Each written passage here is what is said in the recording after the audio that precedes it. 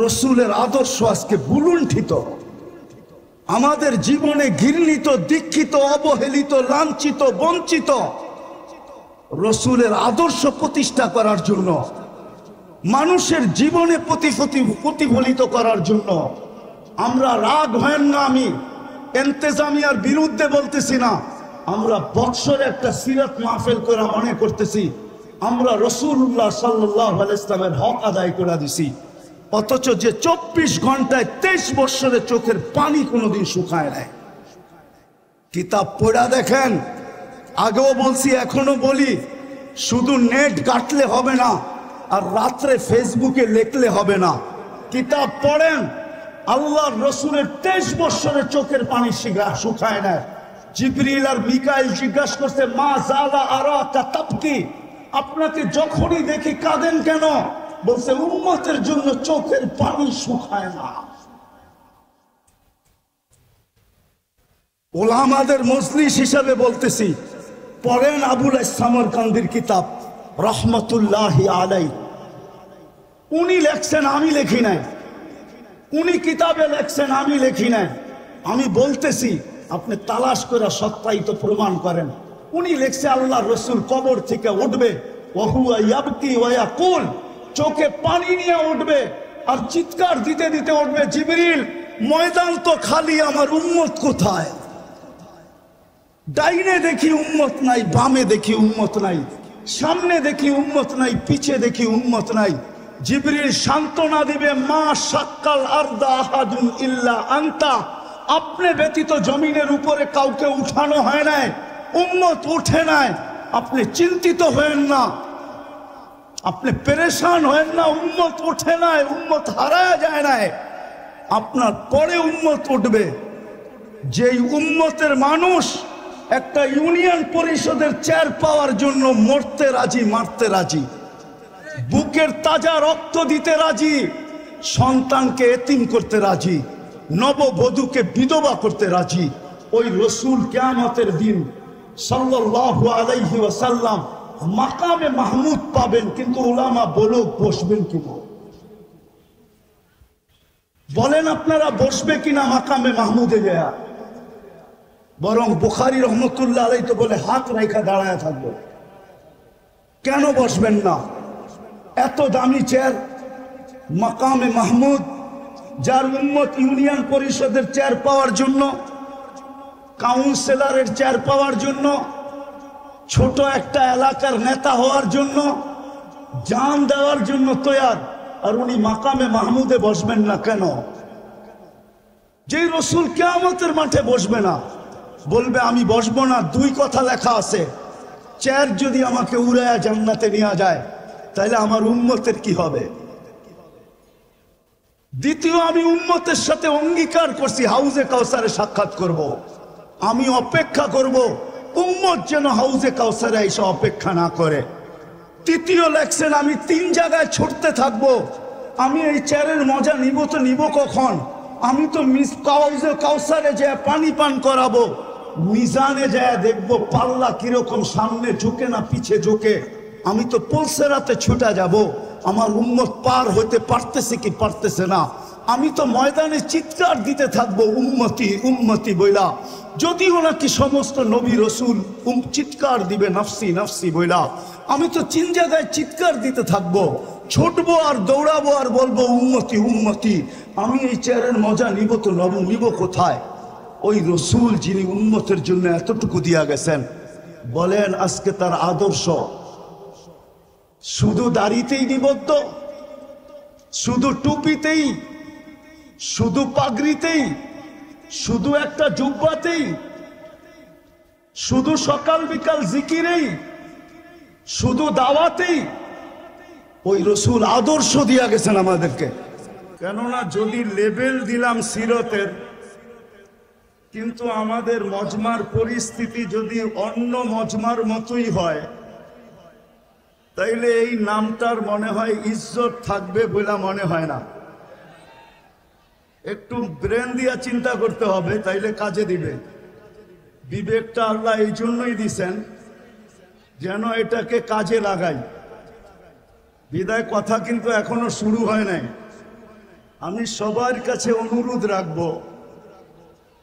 যে সিরাতের নবীর মাহফিল দেখা যেন মানুষ সিরাতের দিকে আকৃষ্ট হয়। আমাদের বসা, আমাদের শোনা, আমাদের হাঁটা, আমাদের চলা, কেননা সিরাতুল নবী বলতে আল্লাহর রসুলের সিরাত আলোচনা হবে বা সিরাতের প্রয়োজনীয়তা কি এটাকে আমাদের সামনে বক্তারা তুলে ধরবে। এটাই তো সিরাতুল নবী। কি বলেন? মনে হয় বুঝাইতে পারতেছি না, সবার কানে পৌঁছতেছে না। বিদায় আমাদের অবস্থাটা এরকম হইতে হবে যে মানুষ অবস্থা দেখাই আমাদের দিকে আকৃষ্ট হয়। শুধু হইহুল্লা দ্বারা মানুষ আমাদের দিকে আকৃষ্ট হবে না, বরং মানুষ আমাদের কর্ম দ্বারা আমাদের দিকে আকৃষ্ট হবে সবচেয়ে বেশি। এই জন্য সিরাতের মাহফিল হিসাবে যতটুকু ডিসিপ্লিন হওয়া দরকার এখানে,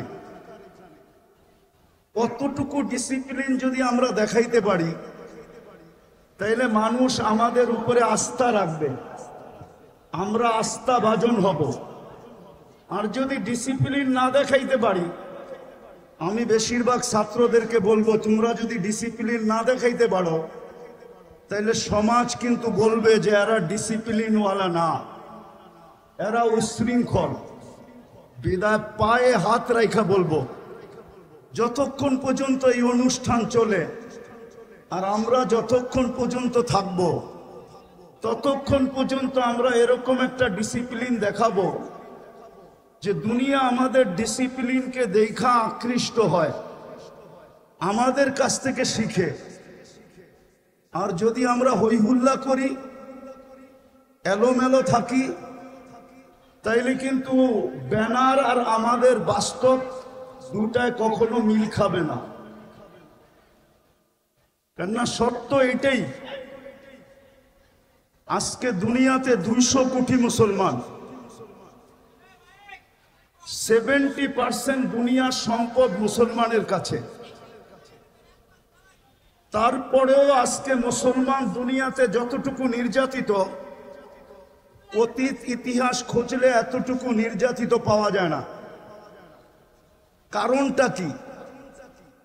কি কারণে 200 কোটি মুসলমান হওয়া সত্ত্বেও আজকে সারা দুনিয়ার মুসলমান নির্যাতিত, নিষ্পেষিত, দীক্ষিত, অবহেলিত, ঘৃণিত? বিজাতির কাছে তো কাছে ঘৃণিত বটেই, নিজের দেশেও, যেই দেশে 90% মুসলমান, বরং 91-92% মুসলমান যেই দেশে, যেই দেশগুলার অস্তিত্ব ইসলামের উপরে, আজ থেকে না। বাংলাদেশের ইসলাম কিন্তু আজকের ইসলাম না। একটু শান্তভাবে শুনলে মনে হয় বুঝে আসবে। বাংলাদেশের ইসলাম আজকের ইসলাম না। বাংলাদেশের ইতিহাস 200 বৎসরের ইতিহাস না। বাংলা সন দেখলে দেখা যায় যে বাংলাদেশের ইতিহাস কত দিনের। আমি ইতিহাসের পাতা থেকে বলতেছি, বাংলাদেশের ইসলাম কিন্তু আজকের ইসলাম না। আল্লাহর রসুল হিজরত করেন না, তখন 4 সাহাবী বাংলাদেশে চলে আসছেন। একজনের নাম আবু ওয়াক্কাস, আরেকজনের নাম মুহাব ইবনে মালিক, আরেকজনের নাম কাসেম ইবনে হুযাইফা, আরেকজনের নাম উরওয়া ইবনে সাসা। 2 জন এখান থেকে চীনে গেছেন, 2 জনের কবর চিহ্নিত আছে। একজনের কবর চীনে, আবু ওয়াক্কাস রাদিয়াল্লাহু তাআলা আনহুর কবর গোয়ানজুতে এখনো আছে। আরেকজনের কবর মঙ্গোলিয়ার বর্ডারে, ওহাব ইবনে মালিক রাদিয়াল্লাহু তাআলা আনহুর কবর মঙ্গোলিয়ার বর্ডারে এখনো চিহ্নিত আছে। কিন্তু 2 জনের কবর এই মাটির নিচে আছে, কিন্তু কোনো চিহ্নিত নাই। একজন কাসেম ইবনে হুযাইফা, দ্বিতীয় উরওয়া ইবনে সাসা। এই 2 জনের কবর কিন্তু এই মাটির নিচে এখনো আছে। এই জন্য এই মাটির 1400 বৎসর আগের একটা ইতিহাস আছে, যেটা দুনিয়ার কোনো মাটির নাই। এই মাটির নিচে যতটুক কোরবানি লুকায়িত আছে, ওই যুগে আল্লাহর রসুলের হিজরতের আগে হিজরত করে বাংলাদেশের মাটিতে আসা এই হিজরতের কোরবানি এই মাটির নিচে লুকায়িত আছে। আর যারা আসছেন এরা একজনও ফিরা যান নাই। শুধু একজনের ইতিহাস পাওয়া যায় তারিখে চীনের ভিতরে। আবু ওয়াক্কাস রাদিয়াল্লাহু তাআলা আনহু 18 মাস চলার পরে, আমি ওলামাদের মজলিসে বলতেছি তাহকিক করে দেখেন, তারিখে চীনে লেখা আছে আবু ওয়াক্কাস রাদিয়াল্লাহু তাআলা আনহু যখন 18 মাস পায়দল চলার পরে মদিনা ফিরত যান, আর বাবে মদিনা দিয়া যখন ঢোকেন তো সাহাবায়ে কেরামকে জিজ্ঞাসা করছিলেন আল্লাহর রসুল কিরকম আছেন। তো যাকে জিজ্ঞাসা করছে সে জবাব দিছিলেন ইন্তাকালা রাসূলুল্লাহ ইলা জাওয়ারি রাহমাতিল্লাহ, আল্লাহর রসুল তো দুনিয়ার থেকে চলে গেছেন। তো আবু ওয়াক্কাস রাদিয়াল্লাহু তাআলা আনহুর মন কিরকম ভাঙ্গা ছিল ওটা উনি আর আল্লাহ বলতে পারে, দুনিয়ার কোনো ভাষা এটা ব্যক্ত করতে পারে না। উনি মসজিদে নববীতে যে সালাম দিয়া যখন ঘুমায় পড়ছেন তো স্বপ্নে যুগে উনি দেখছেন যে আল্লাহর রসুল বলতেছিল আবা ওয়াক্কাস মা বাআসতুকা লিতারজি, আবু ওয়াক্কাস তোমাকে তো ফিরত আসার জন্য পাঠানো হয় নাই, তুমি ফিরত আসলে কেন? তো উনি ঘুমের থেকে উঠছেন, আবার উনি চীনের দিকে রওনা করছেন, যেইখানে আজকে ওনার কবর, যেইখানে ওনার আজকে কবর। আমি হয়তো 11 তারিখে ইনশাআল্লাহ 20 তারিখে পৌঁছবো ওইখানে, না আজকে রাত্রেই আমার সফর আছে। ফিরতি পথে আমি চায়না হয়ে আসব, গোয়াংজু হয়ে আসব, ওইখানে ওনার কবর আছে। উনি ফিরে আসছেন আর নিজের হাতে মসজিদ বানাইছেন। ওই মসজিদে এখনো ওনার হাতের লেখা খচিত আছে। মসজিদের নাম ছিল মসজিদ মুশতাক ইলার রাসূল। বাবার বিষয় কিন্তু মসজিদ মুশতাক ইলার রাসূল, আল্লাহর রসুলের জন্য পাগল প্রায় যেই ব্যক্তিরা ওদের মসজিদ।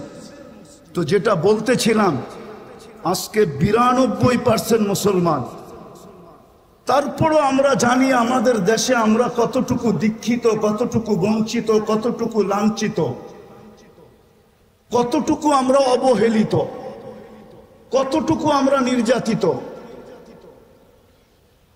মনে হয় বুঝাইতে পারি নাই। সারা দুনিয়ার মুসলমান দেশেই মুসলমান নির্যাতিত। কারণ কি? 200 কোটি সম্পদ 70% আমাদের কাছে। দুনিয়ার তেল বলেন মুসলমানের কাছে, দুনিয়ার গ্যাস বলেন মুসলমানের কাছে, দুনিয়ার সোনা বলেন মুসলমানের কাছে, দুনিয়ার সবচেয়ে বড় টাকা মুসলমানদের কাছে। মুসলমানের চেয়ে বড় টাকা দুনিয়ার কারো কাছে নাই। 4 থেকে 5টা দেশ যদি এক হয় তাহলে সারা দুনিয়া এরা কিনতে পারে। এত বড় টাকা মুসলমানের কাছে। দুনিয়ার সবচেয়ে বড় টাকা কুয়েতের কাছে, দুনিয়ার সবচেয়ে বড় টাকা ওমানের কাছে, দুনিয়ার সবচেয়ে বড় টাকা বাহরাইনের কাছে, দুনিয়ার সবচেয়ে বড় টাকা ব্রুনাইয়ের কাছে। তারপরও মুসলমান ঘৃণিত, অবহেলিত কেন? আমার প্রশ্ন বলতে পারেন, কথা বলার ঢংও বলতে পারেন। আমার বিশ্বাস, এটা আমি মনের থেকে বিশ্বাস করি, আমার উপরে যে কেউ আঙ্গুল উঠাইতে পারেন তাতে কিছু আসে যায় না, বিরুদ্ধে লিখতে পারেন তাও কিছু আসে যায় না। কিন্তু আমার মন বলে, আমার তাখায়ুল বলে রাসূলুল্লাহ সাল্লাল্লাহু আলাইহি ওয়াসাল্লামের আদর্শের কারণে, যাকে আল্লাহ আদর্শ বানায় পাঠাইছেন, লাকাদ কানা লাকুম ফি রাসূলিল্লাহি উসওয়াতুন হাসানাহ, যেই হেদায়েতের চাওয়া আমরা প্রত্যেক নামাজের ভিতরে চাই, সূরা ফাতিহা ব্যতীত যেই নামাজ হয় না, যার ভিতরে মৌলিক বিষয় হলো ইহদিনাস সিরাতাল মুস্তাকিম। আমি মাদ্রাসার ছাত্রদেরকে বলতেছি, তোমরা একটু ভালোভাবে আমার কথাটা চিন্তা করো, ঠান্ডা মাথায় চিন্তা করো। যেই হেদায়েত আমরা প্রত্যেক রাকাতে চাই, যেই হেদায়েত মানুষের জিনিসের জীবনের ভিতরে সবচেয়ে বড় জিনিস, হেদায়েত প্রাপ্ত যে হয় খোদার কসম তার কোনো জিনিস দ্বারা মানুষ কষ্ট পায় না, এমনকি পিঁপড়া পর্যন্ত কষ্ট পায় না। আমি আমাদের আকাবেরদের জীবনীর ভিতর থেকে একটা জীবনী বলতে চাইতেছি। হুসাইন আহমদ মাদানী রহমতুল্লাহ আলাইহি একবার হাটহাজারী মাদ্রাসায় আসছিলেন। আজ থেকে 50 বছর আগের কথা হবে, কারো মনে আছে কিনা আমি জানি না। আহমদ শফি সাহেব রহমতুল্লাহ আলাইহি যদি জীবিত থাকতেন তাইলে ওনার কাছ থেকে হয়তো আমার কথাটাকে সত্যায়িত করা যেত। ওই সময় কোনো নলের ব্যবস্থা ছিল না। হাটহাজারীর পুষ্কুনির সিঁড়িতে বৈশা উজু করতে হইতো। হুসাইন আহমদ মাদানী রহমতুল্লাহ আলাইহি উজু করতেছিলেন। পুরান মসজিদের সামনে পুষ্কুনি ছিল, যারা দেখছে তারা দেখছে। ওইটার এক পাড়ের দিকে, দক্ষিণ পাড়ের দিকে একটা পিপিলিকা পানিতে হাবুডুবু খাইতেছিল, কারো চোখে পড়ে নাই। হুসাইন আহমদ মাদানী রহমতুল্লাহ আলাইহি চোখে পড়ছে। উনি উজু ছাড়ছেন, ওই দিকে গেছেন, পানিতে নামতে নামতে হাঁটু পানিকে অতিক্রম করা রান পানি পর্যন্ত নামছেন, তারপরও পিপিলিকার নাগাল পাইতেছিলেন না। তো উনি মেসওয়াক বাহির করে আগে বাড়াইয়া দিছেন, পিপিলিকাকে উঠায় উপরে ঝেড়া দিছেন। সমস্ত ছাত্ররা ওনার ওই সময় উপস্থিত ছিল। হুসাইন আহমদ মাদানী রহমতুল্লাহ আলাইহি, আমরা আমাদের আকাবেরদেরকে চিনি না। আমাদের ইয়াং যুবকরা আজকে আকাবেরদেরকে চিনে না। না চিনার কারণেই আমরা আকাবেরদের না অনুসরণ করতে পারি, না আকাবেরদের ব্যাপারে সঠিক মনের থেকে মুখ দ্বারা ব্যক্ত করতে পারি। বরং দেখা যায় আমাদের সমাজে ইয়াং বেস আকাবেরদেরকে পর্যন্ত লাঞ্ছিত করতে দ্বিধা করে না, আকাবেরদেরকে পর্যন্ত আঙ্গুল উঠাইতে দ্বিধা করে না। রাগ হও না তোমরা আমার কথায়, মনে উঠলো এই জন্য বলতেছি। ইমাম তিরমিজি রহমতুল্লাহ আলাইহির জীবনী পড়া দেখো। ইমাম তিরমিজি রহমতুল্লাহ আলাইহি লেখছেন যে আমার থেকে বয়সে যে একদিন বড়, তার ভিতরে আমার থেকে 100 গুণ খায়ের বেশি। ওনাকে জিজ্ঞাসা করছে আপনি এটা বলেন কি করে? বলছে খায়রুল কুরুনি কারনি, আমাকে বলে আল্লাহর রসুলের জমানার যে যত কাছে হবে তার কাছে তত বেশি খায়ের। আমাদের আকাবেররা আমাদের আল্লাহর রসুলের জমানার কাছে ছিল, আমি জমানার থেকে আজকে দূরে। আমার মুরব্বী যে বসা আছে উনি আল্লাহর রসুলের জমানার কাছে আমার থেকে, যদিও আমার দাড়ি পাকা ওনার দাড়ি পাকা, কিন্তু বয়সে উনি আমার চেয়ে বড়। বিদায় আমি মনের থেকে বিশ্বাস করি ওনার ভিতরে আমার চেয়ে কোটি গুণ বেশি খায়ের রাখা আছে। তো যেটা বলতেছিলাম, হুসাইন আহমদ মাদানীকে জিজ্ঞাসা করছে হযরত আমাদেরকে বললেই তো পারতেন। তো উনি জবাব দিছিলেন হাকাদা উমিরনা, আল্লাহর আমর আমার দিকে ছিল, বিদায় পিপিলিকাকে বাঁচানো আমার দায়িত্ব ছিল, তোমাদের দায়িত্ব ছিল না। রসুলের আদর্শ তো আমাদেরকে এটাই শিখাইতেন। আজকে সারা দুনিয়ার মুসলমান 200 কোটি হওয়া সত্ত্বেও দুনিয়ায় বর্তমানে যত আলেম ওলামা আছে 50 বছর পিছিয়ে গেলে এত আলেম ওলামা ছিল না। আজকে যত মাদারেস আছে এত মাদারেস ছিল না। আজকে যত হেফজোখানা আছে এত হেফজোখানা ছিল না। আজকে যত খোতাবা আছে অতীতে এত খোতাবা ছিল না। কিন্তু আজকে যতটুক দুর্দশা 50 বছর আগে আমাদের এরকম দুর্দশা ছিল না। কসম খোদার, আমার মুরব্বীরা আছে কিনা জানি না, কাউরন বাজারের সভা ছিল, হযরত মাওলানা আব্দুল গফফার সাহেব রহমতুল্লাহ আলাইহি উনি কাউরন বাজারের সভায় বয়ান করতেছিলেন। আমাদের রাষ্ট্রপতি এরশাদ সাহেব পাশে বসা ছিল, উনি তখন রাষ্ট্রপ্রধান। আব্দুল গফফার সাহেব হাসতে হাসতে বলতেছিল এরশাদ সাহেবকে লক্ষ্য করা যে আপনি আমাদের রাষ্ট্রপ্রধান, আমাদের একটা নীতি আছে, রীতি আছে, প্রথম দিন বাসর ঘরে যদি বউকে দেখতে হয় তাইলে আমাদের দেশে টাকা দিয়ে দেখতে হয়, মধ্যখানে শালা শালিরা পর্দা ধরে, জামাই যতক্ষণ পর্যন্ত টাকা না দেয় তো পর্দা উঠায় না, নিজের বউয়ের চেহারা দেখতে দেয় না। আপনি আমাদের রাষ্ট্রপ্রধান হওয়া সত্ত্বেও আপনি আপনার বউকে এরকম খোলা ছেড়া দিলেন কি করে যে এখন একজন রিক্সাওয়ালাও পয়সা ছাড়া আপনার ওয়াইফকে দেখে? ওইটা একটা সময় ছিল, একটা সময় ছিল, খায়েরের সময় ছিল। ওনারা আল্লাহর রসুলের জমানার কাছে ছিলেন, আদর্শের উপরে প্রতিষ্ঠিত ছিল। এরশাদ সাহেব শুধু হাসছেন, কোনো প্রতিবাদ করেন নাই, কোনো জিদ বা হিংসা বিদ্বেষ ভিতরে নেন নাই যে আমি স্টেজ থেকে যায়া গফফার সাহেব তোমাকে দেখাবো তুমি কত বড় আব্দুল গফফার। কোনো প্রতিশোধ নেন নাই। কিন্তু আজকে কথা বলে স্টেজ থেকে নামা যায় না, কথা বইলা স্টেজে বসেও থাকা যায় না। কেন এই দুরবস্থা? আমার প্রশ্নের জবাব দেন আপনারা, কেন এত দুরবস্থা?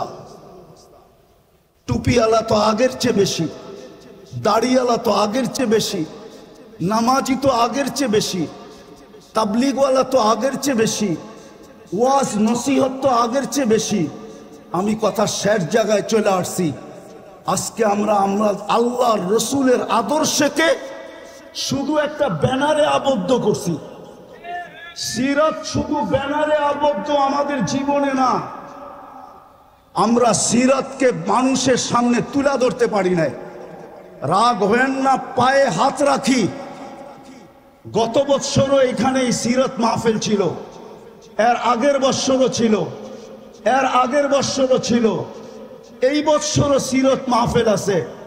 কিন্তু আমি ওলামা তোলাবাদের পায়ে হাত রেখা বলবো, শুধু বৎসরে একটা সিরাত মাহফিল করার দ্বারা জাতির ভিতরে সিরতের আকর্ষণ আসবে না, বরং আমাদেরকে রবিউল আউয়াল মাস পুরাটা প্রত্যেক মহল্লায়, প্রত্যেক মসজিদে, প্রত্যেক গলিতে, প্রত্যেক এলাকায় সিরতের প্রয়োজনীয়তা যদি মানুষের সামনে তুলে ধরতে পারি, সিরতের উপকারিতা যদি মানুষের সামনে তুলে ধরতে পারি, যে সিরতের দ্বারা আল্লাহর রসুলের আদর্শ দ্বারা যদি আদর্শবান হই, তাইলে আমাদের সমাজটা কিরকম হবে এই চিত্রটা যদি আমরা তুলে ধরতে পারি, তাইলে খোদার কসম হইতে পারে আমাদের সমাজ এরকম হবে যে এই সমাজটা সারা দুনিয়ার ভিতরে মডেল হিসাবে রূপান্তরিত হবে। যদি সারা রমজানে যদি পুরা রমজানে ফাজাইলে রমজান পড়া হইতে পারে, হজের মাসে যদি পুরা মাস ফাজাইলে হজ পড়া হইতে পারে, তাইলে রবিউল আউয়াল মাসে প্রত্যেক মসজিদে কেন সিরাতের কিতাব পড়া হয় না? আমরা সবাইকে সিরাতের কিতাব পড়তে বলি না কেন? সবচেয়ে ছোট একটা সিরাতের কিতাবও তো পড়তে বলতে পারি। সিরাতে খাতেমুল আম্বিয়া সবচেয়ে ছোট সিরাত, আমরা কেন আমাদের যুবকদেরকে উজ্জীবিত করতে পারি না? আমাদের যুবকরা সারা রাত্র নেটের ভিতরে থাকে, আনলিমিটেড সারা রাত্র ব্যয় করতে থাকে, অথচ অল্প একটু নেট খরচ হবে সিরাতে খাতেমুল আম্বিয়া পড়তে। আমরা কলেজের ছেলেদেরকে কেন হাতে পায়ে ধরে উদ্বুদ্ধ করতে পারি না? কেন স্কুলের ছেলেদেরকে পারি না? কেন ইউনিভার্সিটিতে ছেলে মেয়েদেরকে পারি না? আমার কথা একমত হবেন কি হবেন না জানি না। আমি দুনিয়া ঘুরে বলতেছি, আমি আপনাদের স্বাধীনতা দেখি নাই, কেননা আমি জুলাইয়ের 18 তারিখে চলে গেছি, আমি আগস্টের 18 তারিখে বাংলাদেশে আসছি। আমার সফর ছিল ইংল্যান্ড, কানাডা, মিশর, সৌদি আরব হয়ে আমি দেশে আসছি। আমাদের এখন সময় আসছে, আমাদের উচিত স্কুল কলেজ সর্বত্র আমাদের উচিত, বিশেষ করে ওলামা তোলাবাদের উচিত এই রবিউল আউয়াল মাসটাকে কেন্দ্র করা প্রত্যেক গলি গলি সিরতের প্রয়োজনীয়তা বয়ান করা, প্রত্যেক মসজিদে সিরতের তালিম করা, আল্লাহ রসুলের আদর্শ সর্বক্ষেত্রে ছাড়ার কারণে আজকে আমরা নিজের দেশেও লাঞ্ছিত, বিদেশে তো লাঞ্ছিত লাঞ্ছিত, অন্যের হাতে তো লাঞ্ছিত লাঞ্ছিত, আমরা নিজেদের হাতেও লাঞ্ছিত। আজকে আমরা সিরতকে ছেড়া দিছি, রসুলের আদর্শকে ছেড়া দিছি, এর জায়গার ভিতরে আমরা আবেগকে নিয়ে আসছি, অন্য কিছুকে নিয়ে আসছি, রসুলের আদর্শকে নিয়ে আসি নাই। আসেন, যেই রসুল 23টা বছর চোখের পানি ঝরায়া আল্লাহর কাছ থেকে আমাদেরকে, সমস্ত উম্মতের ভিতর থেকে আল্লাহর কাছ থেকে আমাদেরকে যা নিয়া দিছেন, যেই মর্যাদা আমাদেরকে পাওয়ায়া দিছেন, এর চেয়ে বড় মর্যাদা কি হইতে পারে? যে রসুল আমাদেরকে পাওয়ায়া দিছেন। সুহাদা আলান নাস, এতটুক শব্দের ভিতরে যদি ডুব দেই তাহলে দেখা যাবে আল্লামা জালালউদ্দিন সুয়ুতি রহমতুল্লাহ আলাইহি লেখছেন, এই উম্মত কিয়ামতের দিন আল্লাহর পক্ষে সাক্ষী হিসাবে আল্লাহর পাশে দাঁড়াবে। সমস্ত উম্মতের উপরে আল্লাহ আমাদেরকে সাক্ষী হিসাবে গ্রহণ করছেন, নিজের পক্ষে নির্বাচিত করছেন। এর চেয়ে বড় সৌভাগ্য কি চান? কিন্তু প্রশ্ন যদি উঠে আমাদের পক্ষে কে, তো আল্লাহ তো এটাও বলে দিছেন, ওর রাসূল শাহিদান আলাইকুম, আমি বন্ধুকে তোমাদের পক্ষে দিয়া দিছি আর তোমাদেরকে আমার পক্ষে নিয়ে আনিছি। বিদায় আসেন আমরা আজকের এই মাহফিল থেকে অঙ্গীকার করি। আর এটা না হওয়ার কারণে রবিউল আউয়াল মাস ব্যাপী প্রত্যেক মসজিদে, প্রত্যেক গলিতে, প্রত্যেক মহল্লায়, প্রত্যেক গ্রামে, প্রত্যেক ইউনিয়ন, থানা, জেলায় সিরাতের চর্চা না হওয়ার কারণে রবিউল আউয়ালের নামে হাজারো আগাছা সমাজে ছড়ায় গেছে। যতই চিৎকার দেন, এই চিৎকারে দিলের মহব্বত বাহির করা যাবে না। যদি মহব্বত বাহির করতে হয় তাইলে ওইটাকে আগে ডিলেট করতে হবে, আর নবীওয়ালা মহব্বত দিয়া ওইটাকে ধুইতে হবে, নাইলে এই আগাছা দূর করা যাবে না। যে আগাছা রবিউল আউয়ালের নামে বাংলাদেশে ছড়ায় গেছে। আপনি বলবেন, আপনি যে প্রবচন দিলেন যে সারা মাস প্রত্যেক মসজিদে সিরাতের তালিম, সিরাতের আলোচনা, গলিতে, মহল্লায়, হাটে, বাজারে, প্রত্যেক গ্রামে, এরকম কি দুনিয়ার কোনো দেশ আছে? আমার সাথে চলেন, আমি আপনাদেরকে দেখায় দিব। আমি ওই দেশে গেছি, একবার যাই না, 6 বার গেছি। আর একবার আমি ওই মহফিলে নিজে গেছি। আমার যাওয়ার কথা ছিল 1 সপ্তাহ পরে। আমাকে ওনারা চিঠি পাঠাইছেন, আমাদের এইখানে 1 মাস সুদানে সিরতের আলোচনা হয়, টানা 1 মাস, রবিউল আউয়ালের 1 থেকে নিয়ে 30 তারিখ পর্যন্ত।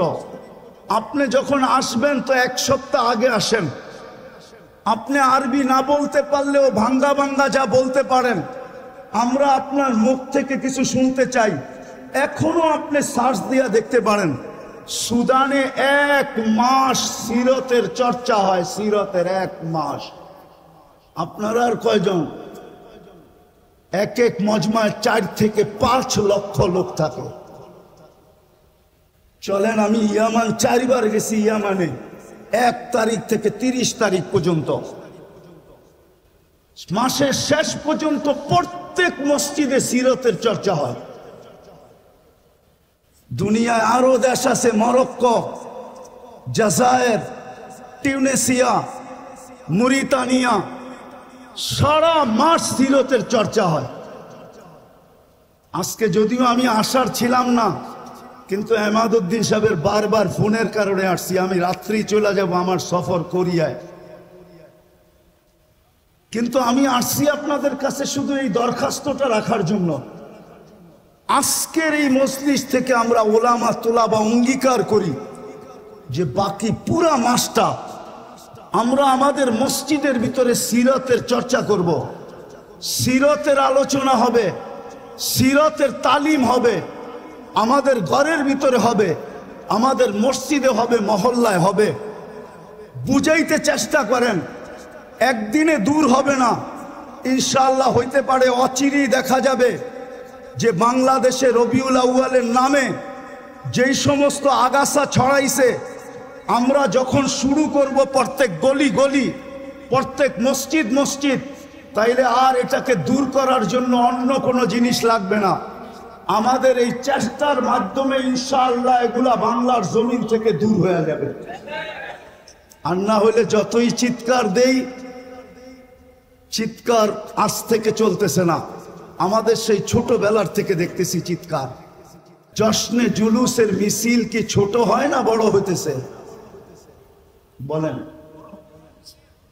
বলেন আমাকে, বড় হইতেছে না ছোট হইতেছে?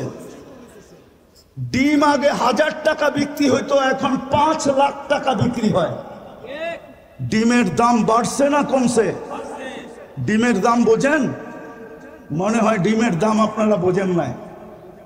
আপেলের দাম 1000 টাকা ছিল, এখন 1 লাখ টাকা হয়েছে। চিনেন আপেলের দাম? জানেন তো না আপেলের দাম? কিন্তু আমি তো ঠান্ডা মানুষ, এই জন্য আপনাদের চিৎকার ওঠে নাই। হ্যাঁ, নাইলে বাংলাদেশ ছাড়া ইম্পোর্টেড আইটেম হয় না। যার দেশের ভিতরে যার কোনো পরিচিতি নাই, যাকে মহল্লায় পর্যন্ত কাউকে চিনে না, তার এলাকায় পর্যন্ত চিনে না, তার হাতের ছোঁয়ার ডিম বিক্রি হয় চিটাগাঙ্গে 5 লাখ টাকা। 5 লাখ টাকা। মনে হয় বুঝাইতে পারি নাই, মনে হয় বুঝাইতে পারি নাই। কি বুঝছেন? তৈয়ব শাহর হাতের ডিম, উনি তো নাই, ওনার ছেলের হাতের ছোঁয়া ডিম বিক্রি হয় লাখ লাখ টাকা। উনি পাকিস্তান থেকে ইম্পোর্টেড মাল। একটা আপেল বিক্রি হয় লাখ টাকা। বিশ্বাস হয় না? মনে হয় হয় না? না না, হয় না আপনাদের। আমার মতো গভীর জিনিস আপনারা জানেন না, শুধু উপরে উপরে জানেন। পানিতে ফু দিলে গ্লাস বোতল বিক্রি হয় লাখ টাকা, লাখ টাকা। অথচ যাকে নিজের মহল্লায় চিনে না, যার ছেলে সন্তানের জীবনে আল্লাহর রসুলের কোনো আদর্শ নাই, পারি নাই আমরা। আমরা শুধু চিৎকার দিতে পারছি, আমরা শুধু মাঠ গরম করতে পারছি। রসুলের আদর্শ আজকে বুলুণ্ঠিত, আমাদের জীবনে ঘৃণিত, দীক্ষিত, অবহেলিত, লাঞ্ছিত, বঞ্চিত। রসুলের আদর্শ প্রতিষ্ঠা করার জন্য, মানুষের জীবনে প্রতিফলিত করার জন্য আমরা রাগ হয় না। আমি ইন্তেজামিয়ার বিরুদ্ধে বলতেছি না, আমরা বৎসরে একটা সিরাত মাহফিল করে মনে করতেছি আমরা রাসূলুল্লাহ সাল্লাল্লাহু আলাইহি ওয়াসাল্লামের হক আদায় করে দিছি। অথচ যে 24 ঘন্টায় 23 বছরে চোখের পানি কোনোদিন শুকায় নাই। কিতাব পড়া দেখেন, আগেও বলছি এখনো বলি, শুধু নেট ঘাটলে হবে না, আর রাত্রে ফেসবুকে লিখলে হবে না। কিতাব পড়েন। আল্লাহর রসুলের 23 বছরে চোখের পানি শুকায় না। জিবরিল আর মিকাইল জিজ্ঞাসা করছে, মা জালা আরাকা তাবকি, আপনাকে যখনই দেখি কাঁদেন কেন? বলছে উম্মতের জন্য চোখের পানি শুকায় না। ওলামাদের মজলিস হিসাবে বলতেছি, পড়েন আবুল সামরকান্দির কিতাব রহমতুল্লাহি আলাইহি। উনি লেখছেন, আমি লেখি নাই। উনি কিতাবে লেখছেন, আমি লেখি নাই। আমি বলতেছি, আপনি তালাশ করে সত্যায়িত প্রমাণ করেন। উনি লেখছে আল্লাহ রসুল কবর থেকে উঠবে, ওহুয়া ইয়াবকি ওয়া ইয়াকুল, চোখে পানি নিয়ে উঠবে আর চিৎকার দিতে দিতে উঠবে, জিবরিল ময়দান তো খালি, আমার উম্মত কোথায়? ডাইনে দেখি উম্মত নাই, বামে দেখি উম্মত নাই, সামনে দেখি উম্মত নাই, পিছে দেখি উম্মত নাই। জিবরিল সান্ত্বনা দিবে, মা শাক্কাল আরদা আহাদুন ইল্লা আনতা, আপনি ব্যতীত জমিনের উপরে কাউকে উঠানো হয় নাই, উম্মত উঠে নাই। আপনি চিন্তিত হয়েন না, আপনি পেরেশান হয়েন না, উম্মত উঠে নাই, উম্মত হারায় যায় নাই। আপনার পরে উম্মত উঠবে। যেই উম্মতের মানুষ একটা ইউনিয়ন পরিষদের চেয়ার পাওয়ার জন্য মরতে রাজি, মারতে রাজি, বুকের তাজা রক্ত দিতে রাজি, সন্তানকে এতিম করতে রাজি, নববধূকে বিধবা করতে রাজি। ওই রসুল কিয়ামতের দিন সাল্লাল্লাহু আলাইহি ওয়াসাল্লাম মাকামে মাহমুদ পাবেন, কিন্তু উলামা বলুক বসবেন কিনা?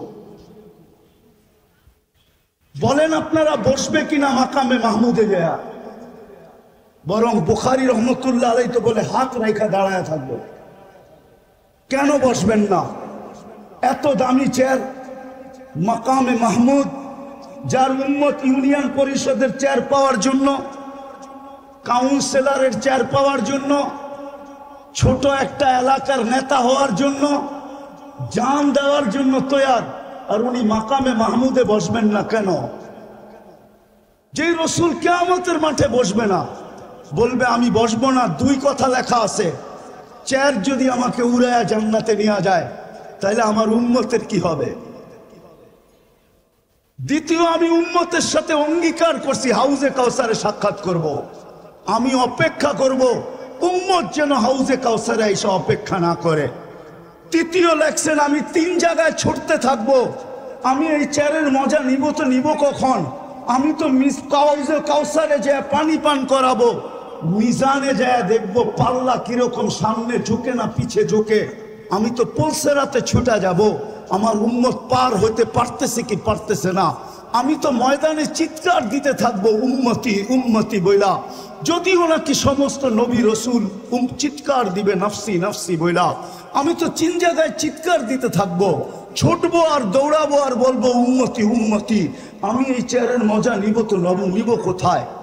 ওই রসুল যিনি উম্মতের জন্য এতটুকু দিয়া গেছেন, বলেন আজকে তার আদর্শ শুধু দাড়িতেই নিবদ্ধ, শুধু টুপিতেই, শুধু পাগড়িতেই, শুধু একটা জুব্বাতেই, শুধু সকাল বিকাল জিকিরেই, শুধু দাওয়াতেই? ওই রসুল আদর্শ দিয়া গেছেন আমাদেরকে। আজকে মুসলমান ওই আদর্শের, আমি তো ফিলিস্তিনের জমিন 14 বছর আগে চইসা আসছি, 14 বছর। আপনি তো মিডিয়ায় দেখা চিৎকার দেন, আপনার সাথে আমার কোনো বিরোধ নাই, কিন্তু আমার মতো ওই জমিন চইসা দেখেন না আপনারা।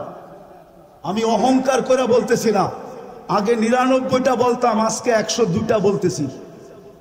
102টা দেখা শেষ আমার, বাইচা থাকলে আরো দেখার ইচ্ছা আছে। আমি 14 বছর আগে ফিলিস্তিন দেখা আসছি।